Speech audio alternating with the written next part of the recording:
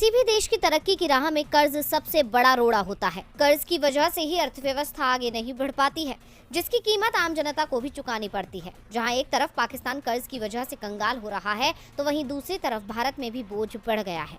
आंकड़े बताते हैं कि भारत भी इससे अछूता नहीं है। बीते 5 साल में कर्ज को लेकर 2 ट्रेंड सामने आए हैं, जिसमें परिवारों और सरकार के कर्ज में बढ़ोतरी हुई है, लेकिन कंपनियों ने कर्ज का बोझ घटाया है। वो नया कर्ज लेने से बच रही हैं। आंकड़ों पर गौर करें तो साल 2017 से लेकर जून 2022 के बीच देश में घरेलू यानी पारिवारिक कर्ज करीब 1% बढ़कर 35.5% हो गया।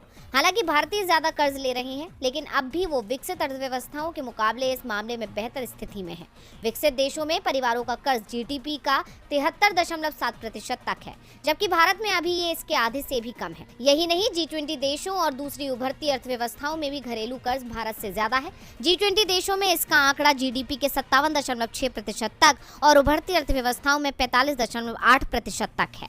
भारत में कर्ज के आंकड़ों पर नजर डालें तो भारतीयों का पारिवारिक कर्ज 5 साल में जीडीपी के 34.5% से 1% बढ़कर 35.5% हो गया। इसमें 18,02,000 करोड़ की वृद्धि हुई। 2017 में भारतीय परिवारों पर 72,90,000 करोड़ का कर्ज था।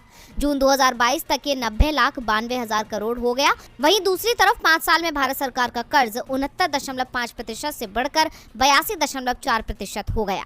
2017 में केंद्र का कर्ज 146,12,000 करोड़ था। जून 2022 तक ये 211 लाख करोड़ हो गया। अमेरिकी सरकार का कर्ज 1,531 लाख करोड़ से बढ़कर 2,252 लाख करोड़ हो गया। इन आंकड़ों से साफ है कि सरकारी खजाना खाली होता जा रहा है, जिसकी वजह से मोदी सरकार कर्ज ले रही है। अब सवाल उठता है कि क्या भारत भी कर्ज के बोझ में दब जाएगा? कुश्ती संघ के अध्यक्ष बृजभूषण शरण सिंह के खिलाफ पहलवानों का प्रदर्शन अब बीजेपी सरकार के लिए जी का जंजाल बन गया है। ऐसे में अब सरकार बुरी तरह घिर गई है, क्योंकि पहलवानों को देश भर से समर्थन मिल रहा है। इतना ही नहीं, विपक्ष भी बीजेपी सरकार पर गंभीर आरोप लगा रहा है। खासकर पीएम मोदी पर निशाना साधा जा रहा है। ऐसे में सरकार दबाव में आ गई और विवाद को थामने के लिए सरकार को अपने सांसद के खिलाफ कड़ा कदम उठाना पड़ा है।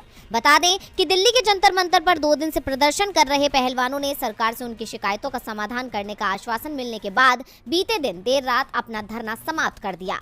उनकी शिकायतों के समाधान के पहले कदम के तहत भारतीय कुश्ती महासंघ अध्यक्ष बृजभूषण शरण सिंह को अध्यक्ष पद की जिम्मेदारी से अलग किया जा रहा है। खेल मंत्री अनुराग ठाकुर ने बैठक के बाद कहा, एक निगरानी समिति बनाने का फैसला किया गया है, जिसके सदस्यों के नामों की घोषणा आज यानी शनिवार को की जाएगी। समिति 4 हफ्ते में जांच पूरी करेगी। वो WFI और इसके अध्यक्ष के खिलाफ वित्तीय या यौन उत्पीड़न के सभी आरोपों की गंभीरता से जांच करेगी।